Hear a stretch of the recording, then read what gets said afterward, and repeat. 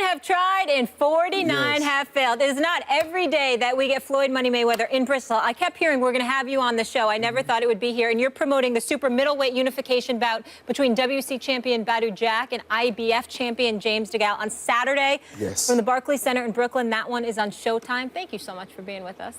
Thank you for having me. It's been a long time, bro. A long, long time. Yes, sir. I'm here. Look, first of all, let's get a couple things out of the way. You know, every time I think that you're retiring, I mean, it's official. Obviously, you're not fighting anymore. Then I'm at the Manny Pacquiao fight. Who sit behind me? It's Floyd Money Mayweather. Conor McGregor opens his mouth. It's about Floyd Money Mayweather. TMZ got a video. It's Floyd Money Mayweather. For somebody that's retired, man, you haven't gone away. What's going on with Floyd Money Mayweather? Staying relevant. I guess I'm just the biggest name in contact sports. I'm the biggest name in contact sports. I'm something to talk about. Are you going to fight again? As of right now, absolutely not. I know you're tired. I'm very, very, very comfortable. Very comfortable. But if someone comes with $100 million plus, I've read those quotes, if it's a 9-figure payday? Well, you know, I can get that anyway. You know that. Well, in fairness to him, in fairness to everybody, I've said this. When you and I spoke a few months ago, you said, listen, I'm retired. Yes. However, if I fight again, it won't ever be for less than 9 figures. That's something that you said, so I make sure. I feel my health is more important. I feel my health is very, very important. I've made, in a sport of boxing, just period, in the entertainment business, I made somewhere upwards of $800 million, and I was able to make smart investments. So, you know, but this time is very, very valuable and very important to my children. Floyd, they say health is wealth. You said before the Pacquiao fight to a bunch of us in the meeting that when you say the greatest, you know, the TBE, the best ever, you're not even just talking about in the ring necessarily. Your quote was someone else can have that. You mean the whole boxing game. Whoa. And I agree with that. You get out with your marbles, your money, you left a mark, the whole thing. Is that, you said that that's the most important thing, but let's say a couple years go by and it just interests you again for whatever reason. People talk about a Triple G or a Pacquiao rematch, or Terrence Crawford keeps doing what he's doing. How many more years do you think you could stay out and then still be able to jump back in the ring and do your thing at the level you were doing it? I can't really say what I'm capable of doing 2 or 3 years from now. But as of right now, I'm very happy. My life is going great. I have a promotion company, and it's about giving back, and that's what I'm doing, giving back to the young fighters. How do young fighters emulate what you did in terms of not taking too much punishment, maximizing their paydays, and getting out on time? Well, it was always important to me. The less you get hit, the longer you last in the sport. And there's everyone can see. You know, you have so many legendary champions that took so much punishment, and now they can barely walk, they can barely talk. And I didn't never want to be put in that situation. I just wanted to be smart, you know, take my time, and surround myself with a smart team, and that's what I did. Look, damn it, you've been beyond smart. You made almost $1 billion, okay? And that's being nice. And I'm not gonna get all into your business, but let me get down to the nitty-gritty, okay? Yes. You know, I remember when some dude, you know, with the glass jaw, Ricky Hatton, was talking smack, and you looked at your man Leonard Ellaby and said, make the damn fight, and then you went and you took care of him. I did. So in other words, you are allergic to people chirping and talking smack. Now, we got a Manny Pacquiao who clearly has been talking about how his shoulder somehow got hurt, and that's why he lost to you, okay? We got some dude in the UFC, Conor McGregor, talking. Go ahead. I want to say thank you. For so many years, you and Ben from Fight Hype are the only two that said it was going to be a blowout. Everyone else was Manny Pacquiao. They made commercials. They said I was a coward. They said I was a chicken. And then I made everybody eat their words. Every year, for years, they keep building these fighters, and all I do is just... But that's where I'm going. That's where I'm going, because see, I'm trying to figure out where Floyd Money Mayweather is right now in this regard. Like I said, I'm a promoter. Hold on, I'm a promoter. I know you're a promoter, but stay with me, I'm getting someplace. Okay. You got Pacquiao chirping, talking about he would be healthy this time around, so he wouldn't mind a rematch. We got Conor McGregor, who's in the UFC, talking about he want to be a boxer. He wants a piece of you. I'm wondering, does that chirping affect you? Does it entice you to look at Leonard Ellaby, the ultimate business manager, and sit up there and go like this, look, man, make the damn fight. I'm tired of this. Does that entice you to do that? We tried to make the Conor McGregor fight. Is that right? We tried to make the Conor I didn't hear McGregor about fight. this. Please enlighten me. Well, we tried to make the Conor McGregor fight. They knew what my number is. My number was a guaranteed 100 million. That was my number.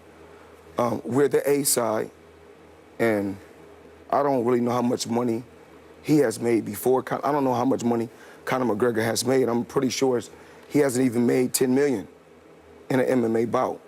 But we are willing to give him 15 million, and then we could talk about splitting the percentage, the back end percentage on pay-per-view. But of course, we're the A side. You know, how can a guy talk about 20 or 30 million if he's never even made 8 or 9 million? So let me get this straight. You're saying you wanted 100 million, you offered him 15 million. I'm saying right here on this show, Conor McGregor keep telling everybody he wants to fight. Let's make it happen. Floyd, from a competitive point of view, in a boxing ring, that's a non-competitive fight. Well, that's not my fault. No. Remember, I paved the way. Before Conor McGregor, remember, Floyd Mayweather been dominating since the 90s. I do recall. I was there for the Corrales fight. I don't know, not just boxer,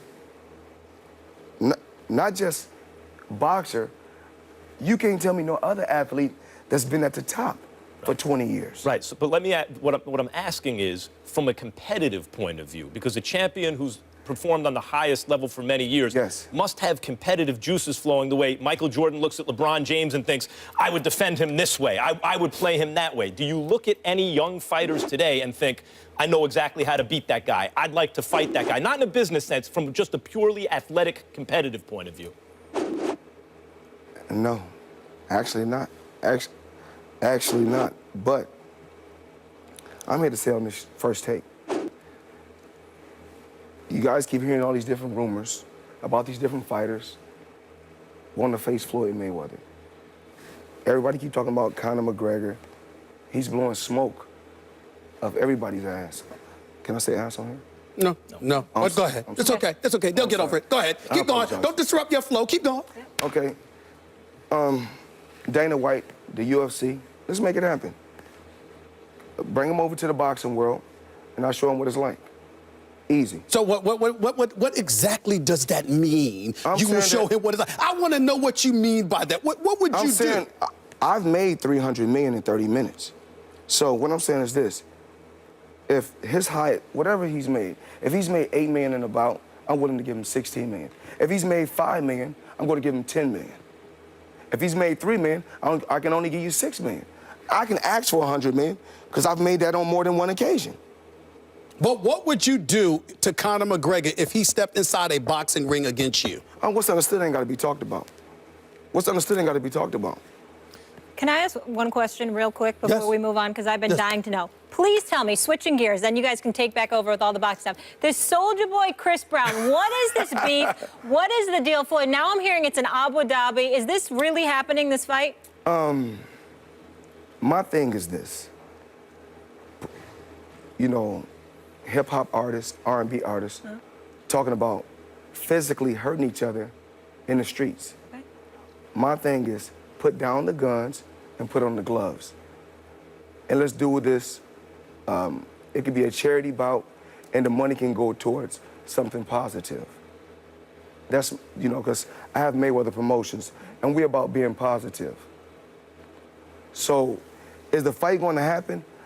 We're working on it. All right. It's a lot of work. You got to keep us posted. As crazy as that sounds, Max, and I mean, Max knowing the boxing, I mean, you do the aficionado. As crazy as that sounds, I mean, damn, the president is a Twitter troll for crying out loud. I mean, anything's possible in the United States of America. There's nothing wrong with people lacing up the gloves to settle their differences. And the gloves instead of guns, I don't have a problem with that. Put down the guns. It's not a bad idea. Put down the guns and put on the gloves. And is it Abu Dhabi? Is that where you guys are looking at? No, Los Angeles or Las Vegas. Either or. Floyd, from what I can gather from what you're saying, it seems that you're your interest, what gets your juices going, is the business of it all. Even in terms of the Conor McGregor, it's about making the deal, the business deal that seems to be exciting you, as opposed to, and you even mentioned this before the Pacquiao fight, you were tired of the athletic, competitive side of it, and you were kind of done with boxing. Is that how you're still feeling? Sometimes after an absence, a fighter will start to itch because he's been doing it his whole life. I just want to say what I'm looking for. I'm looking to find the next Floyd Mayweather, because I've accomplished everything that I wanted to accomplish. I broke every record in boxing. I'm not here to knock Rocky Marciano. I'm not here to knock Muhammad Ali or no legendary champion that paved the way for me to be where I'm at. But if I don't have that mentality that I'm the best, I wouldn't have accomplished what I've accomplished in the sport of boxing. Having said that, here's where I'm at. The Floyd Mayweather that I know likes his money. That's why he's Money Mayweather. And no matter how much money there has proven to be in promotion, it seems to me, as somebody who lets the world know you own your own brand, so you get the promotional dollars plus the boxing dollars. But let's get this right. I'm the only athlete. That's right. I'm the only athlete that owns his own brand outright, and I'm the only athlete that owns all his fights. That's right. So what I'm saying to you is, there's nobody that you're representing that's going to generate the money as a fighter that you would generate. So being that, combined with the fact that you love your money, here's my question. Well, you got to realize this. The thing is this. Conor McGregor has a boss. He has somebody he got to answer to. Pacquiao... I wasn't even going Conor McGregor. But Pacquiao has a boss. He has somebody he has to answer to. I don't have no boss. Yeah, that's true. But the bosses even are going to capitulate to you, because the money that they want to generate for the fighters, they know they can't generate the dollars for them going against somebody else. He's saying he used his leverage to make himself a boss. Exactly. And now that he's the boss, that's where I'm going here. You've got a situation where if Pacquiao continues to look relatively decent and swear and gets everybody to believe that he was truly injured when he fought you, that could potentially be another $100 million fight. Would he get a rematch? Or what about Triple G? I don't want you against Triple G. You know, I believe in you. Was Triple G the same guy that was struggling with a welterweight? Yeah. With Kell Brooks. Okay. Kell Brooks. But I'm just saying, what he would argue is that he can't get good fights, so he's getting hit on purpose. So with Pacquiao, is this the same guy when the fight was over? He was raising his hands like this? That's it. That's the same guy. It's the same guy. Okay. That's the same guy. That's that. There's no confusion there. That's the same guy. I want to make sure. No one really thinks Pacquiao won that fight. No. I'm not saying they think he won the fight. I'm saying that because he's saying that he wasn't 100%, he would be 100% for a rematch, which could potentially generate the kind of dollars that you would want. So would that make you reconsider coming out of retirement? That's what I'm asking. Only thing that I'm probably interested in, it's probably the Conor McGregor fight. Really? Floyd, you mentioned... I'm a businessman, and it makes more business sense. Yeah, easy work, 100 million, why not? I believe in work, like what me and Al Heyman talk about every day, you know.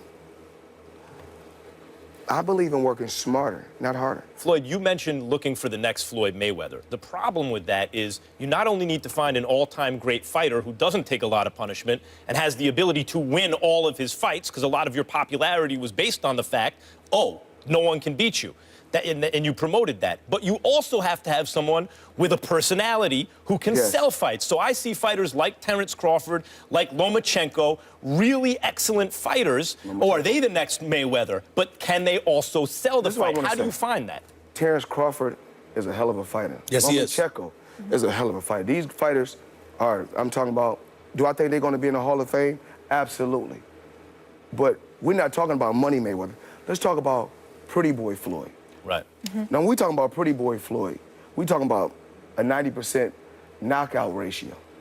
We talk about fast hands, fast feet, combination. I mean, a complete fighter. But you remember, I was a professional as a teenager.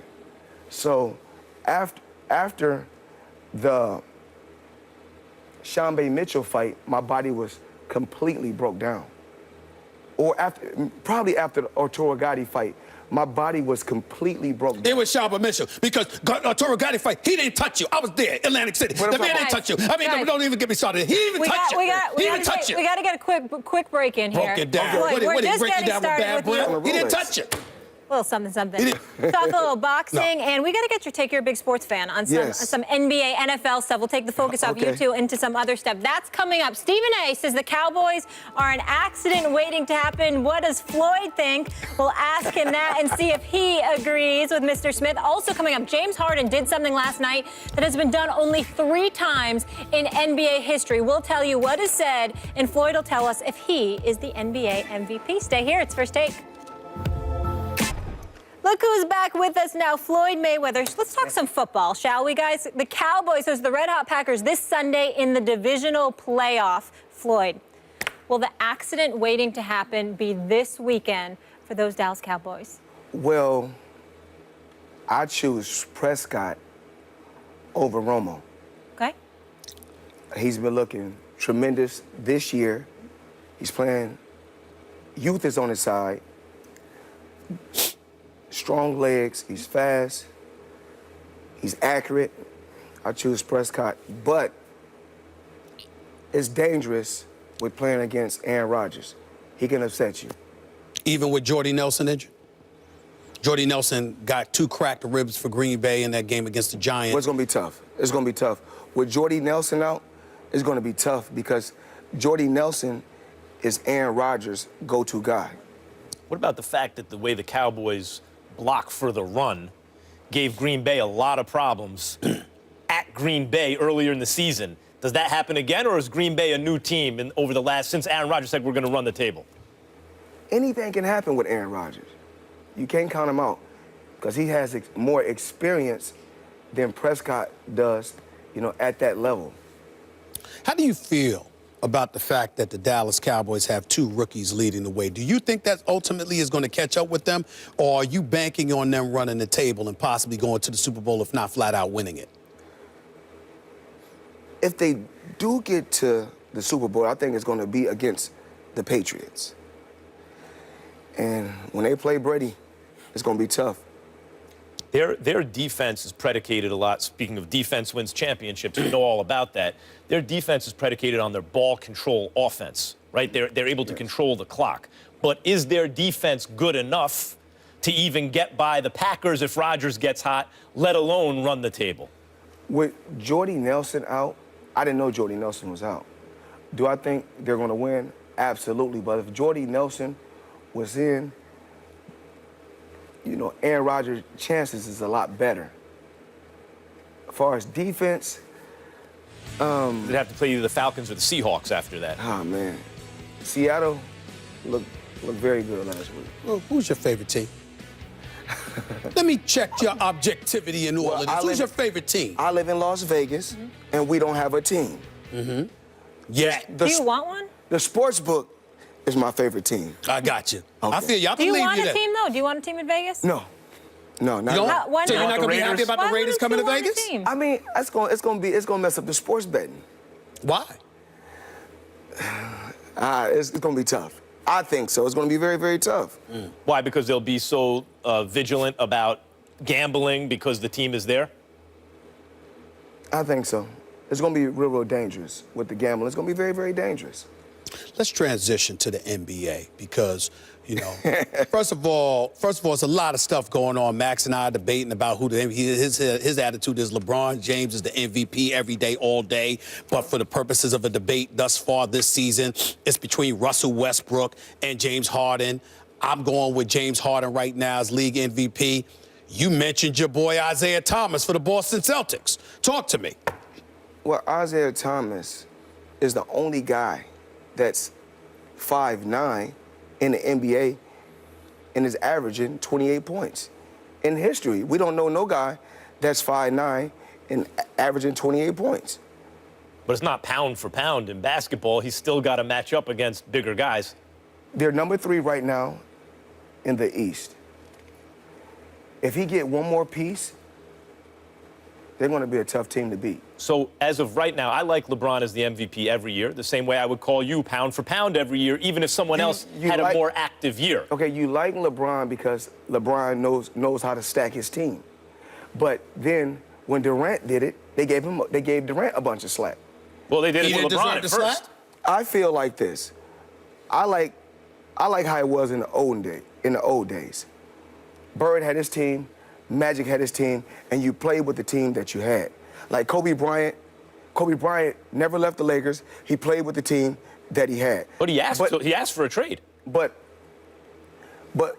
I don't like the simple fact is when LeBron James wanted to become a free agent, how they tore his posters down, they burnt his jersey, and then they love him when he come back. That's not cool. So okay, hold on. I bring up LeBron because that's my choice for MVP every year. But right now, everyone's talking about either Westbrook, who I picked preseason, I figured he'd have the numbers, or Harden. Between Westbrook and Harden, who's having the better year right now? I like James Harden. Because? I go by your team winning, not just what you're doing. Your team also have to win. The record backs it up. Hold on, let me go back to something here. Because, see, I don't like what I need clarification. I'm going to give you clarification. Let's go. We got LeBron James going to Miami. I got no issues with that whatsoever. Okay. Ain't nothing wrong with going to South Beach. Ain't nothing wrong with it at all, okay? Not to mention the fact that, again, Miami wasn't much before he arrived with Chris Bosh to join Dwayne Wade. In the case of Kevin Durant... That's three franchise players. Hold on, wait a minute, though. I said they weren't much until they arrived together. My point is, Kevin Durant went to a 73-9 team, all-time single-season, regular season record, who were the reigning defending champions, who he was up 3-1 on, lost that series, and 3 weeks to a month later, he ends up with them. You don't see the difference in that? He's a free agent. No, I understand that. When you're free, you're able to go where you want to go. No, we have to stop being so tough on these athletes and let these athletes go where they want to go. But Floyd, okay, I get that, and I'm for Durant joining the Warriors. If they would have won the chip, I would have been like, timeout. But they didn't. He joined the Warriors, fine. Why is it okay for Magic just to have Kareem, you know, one of the greatest who ever lived, and just to have Worthy, or Bird to have McHale and Parrish? But if LeBron looks around and goes, okay, my GM can't put this together for me, I would think that you would appreciate him saying, then I'm going to put it together for me. You can win, me, myself, I think any athlete, I'm saying, me, myself, I could put you in my corner. I could put you in my corner. I could remove my father. Not saying that my father is not a good trainer. But once you get to a certain level, you already know what to do anyway. With that being said, is this. LeBron James should know how to win with whoever he's with if he's that great. But he did. He got the Cavs to the finals without a good team. And what happened? Well, he lost, of course, because he played a good team. He lost. Got swept. Got smoked. Yeah. I mean, he could have won at least one game. But LeBron James is one of the best players to ever play basketball. What about the year 2 years ago when he got to the finals, then Kyrie goes down, and he doesn't have Kevin Love, and he takes the Warriors 6 games by himself? I mean, it's impossible to overcome other very talented teams that are stacked. Doesn't everyone need help? LeBron James is an unbelievable player. We all know that. But when it's crunch time, he need to take over. Time out. I'm not letting either of y'all get away with this conversation. Let me get back to Kevin Durant, because it's a very important point that I want to piggyback off of. Kevin Durant is the best scorer. Yes, he's top 2 all world. He's top 2 in the world. He's top 2 in the world. He may not be the best shooter. No, I'm not questioning he's a superstar. Is Curry the best shooter? Listen. But here's my issue. It's because he's a superstar.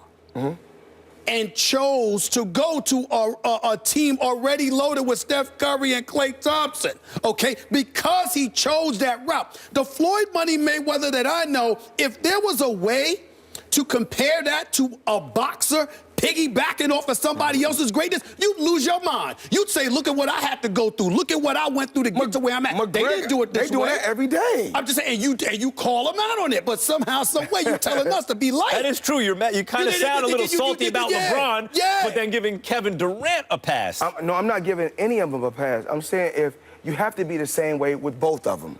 You can't say I agree. it's okay for LeBron, but it's not okay for Yeah, Durant. Stephen A. Yeah, I've been trying to tell you that for months. So if it's okay for LeBron, basketball. You lucky I allow you to talk Get in about on this, basketball Molly. Hold on. The way you get with it. I mean, please. if it's okay for LeBron to do it, it's okay for Durant to do it. I'm saying to you, how do y'all sit there and look at them as the same situation, knowing basketball the way that y'all do? Y'all don't see the difference between Kevin Durant going to the Warriors and LeBron joining the Miami Heat? You don't see any difference in that? Okay, LeBron James has Kevin Love, a franchise player. Now, I ain't talking about Cleveland. That's different. Going back to Cleveland with Kyrie and Kevin Love coming on board, that's totally different. I'm talking about the Miami. He still had franchise players. Was Chris Bosh a franchise player? Really? That's where we going? I respect Toronto Chris went to Bosh. the playoffs. He averaged. Hold on. Chris Bosh averaged 20 and 10, and he took Toronto to the playoffs. I'm not trying to be disrespectful to a good dude in Chris Bosh who can play, but we gonna act like Chris Bosh the second coming? He wasn't a top 5 player, but he was top 15. Hold on, let me ask you this: was Chris Bosh the equivalent of Klay Thompson or Steph Curry? Is that what y'all telling me? Klay Thompson, yes. You got No. Klay Thompson, one of the best players in the I'm saying, NBA. but so is Chris Bosh. You got to be crazy. So is Chris Bosh. Bosh is the same as Klay Thompson? Back then, yes. I have to ask you a question. Go ahead. Why in the NBA they do not give Klay Thompson his just due? Thank you, right. That's what I'm saying. He's one of the best players in the NBA. One of the Yeah, best so players. was Chris Bosh back then. Not only is Klay Thompson one of the best players, Klay Thompson is one of the top shooters we've ever seen. Hold on. Yes. Well, you gonna say that I about just want Chris everyone Bosh? to see this. Chris Bosh? Chris Bosh, when LeBron went to Miami, was he or was he not one of the best players in the NBA? He's an all-star. He's one, yes. Yeah, He's one of as the best. Klay Thompson is now. Time out. He was an all-star. So is Klay. But what I'm saying Klay's not being mentioned for MVP. I'm not talking about stature in terms of all-star, whatever. I'm talking about knowing the game of basketball and understanding how prolific they are. You trying to tell me that Chris Bosh had the same impact as Klay Thompson? Yes. You got to be crazy. Unbelievable. Hold on. Time out. Chris Bosh was the best player on a team by far who used to go to the playoffs, and he used to average 20 and 10 and play defense. Chris Bosh was a dude that could put up numbers he can play. But Klay Thompson is one of the prolific shooters this game has ever seen. And Kevin Durant is joining him and Steph Curry, and you compare that to LeBron joining Bosh. You want to go down the list? I'll name a bunch of players better than Klay Thompson right now. Go ahead. I don't want to use up all the time. I'll get back to you. I got plenty of time to deal with you. Go ahead, man. Y'all gonna debate every day about who's the best player. There's no debate. Kevin Durant is top 2. LeBron's number 1. Everybody else falls in line. I'm simply saying, to be a superstar of that caliber, but to join a team with that arsenal, who just bounced you out a month earlier, I can't believe Floyd Money Mayweather don't have a problem with that. Man, I like all players. All right. But we have to talk about. Let's talk about boxing, man. That's right. I got Mayweather Promotions. Okay. We have a huge fight this weekend. Showtime, my champion, WBC champion, and we also have the IBF champion. Mm-hmm. And it's gonna be an explosion this weekend. This is a fight that you can't. I'm glad you want to switch back to boxing because I wanted to go there anyway. Because I'm disgusted with your response about Kevin Durant. I'll deal with that anyway. I watch Badu versus James DeGale. I like him. A unification bout, and I also have the IBF 130-pound fight on the undercard. How committed is Floyd Money Mayweather to competing against the Bob Arums of the world and others as a promoter? I mean, is this something? I know you take your business seriously because you know what I really believe in. Wait, go ahead.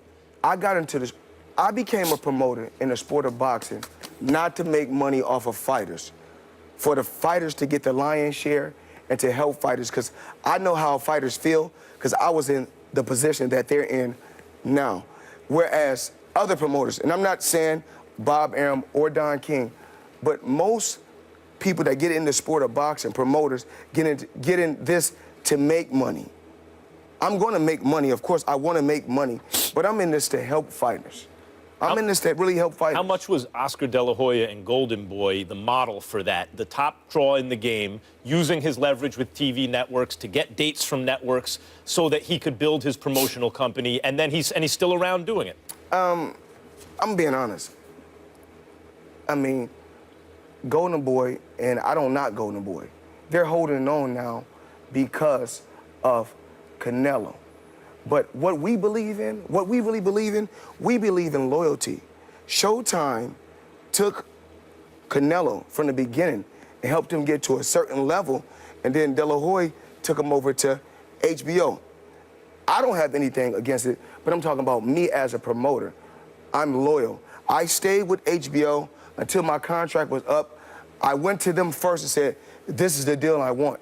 On more than one occasion, 4 or 5 times they said, Floyd, we can't do the deal that you want. So that's when I went over to Showtime and they got the deal done. You talked about loyalty amongst boxers. I don't know all the details, so I'm not casting any aspersions on anybody. Yes. But I remember that sort of beef, whatever it was, between you and Adrian Broner. And the one thing that resonated with me is that you always came across as somebody that tried to do good things for him. And then somehow, some way, things fell apart. I'm not asking you about you and Adrian Broner per se, but what I'm saying is as a promoter now, when you speak about loyalty, is that really a reasonable expectation considering how temperamental boxers can be? Even though we have a lot of fighters that's disloyal, we have promoters that's disloyal, I'm trying to make the sport better. I'm being honest, as far as being a lot more positive. The Floyd Mayweather that I was when I was 19, 21, 25, 30, 35, I'm totally different now. Next month I'll be 40.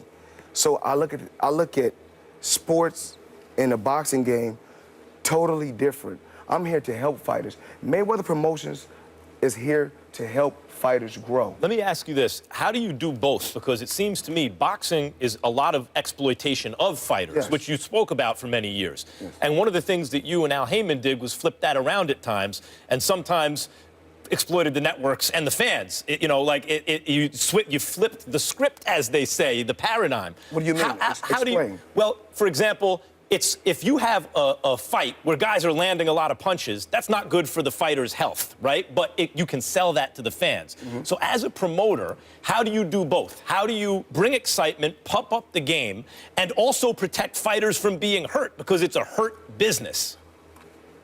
In the sport of boxing, my mentality is this. If you're going to take a lot of punishment, try to get much as you can possibly get financially for taking the punishment. So it's not about necessarily the style of the fight. It's about compensating the fighters as well as possible for the risk. That's what I said. It's not about the promoter winning. It's about the fighter winning. It's about the fighter getting the lion's share. And how do you make money as a promoter if that's the case? Of course, I have to make money because I'm taking all the risk. And I feel like I paved the way. You know, I gave this sport my whole life, blood, sweat, and tears. And you give these fighters are very unappreciative nowadays, very unappreciative. So is that your way of saying that you're going to make sure you get yours? What you're not going to do is take a lump sum to the degree that other promoters in the past may have taken. I'm not going to do that. That's what you're saying. I'm not going to do that. What goes on, what fans and people don't know what goes on in the sport of boxing. If a promoter gets $3 million for a bout, a promoter may give one fighter $700,000, give another fighter $200,000, that's $900,000, and then pay the whole undercard $100,000. He pockets $2 million. He takes the gate. He takes merchandise. He takes the money for the merchandise. He takes the live gate, and he takes all the Foreign rights. the foreign rights and the sponsorship money. We believe in treating fighters fair. They can say whatever they want to about Floyd Mayweather. I've been fair in the sport of boxing, and I'm truly blessed to be where I'm at because I've been fair. And we'll get to see your fighter Saturday night, Barclays Center on Showtime. Oh, man. Badu Jack, James DeGale, unification bout, super middleweight bout. Showtime. You guys cannot miss this bout. Floyd, we appreciate you. Thank you for coming to Bristol. I didn't know we'd have you here. Coming up next, Matt Ryan has been anything but mad.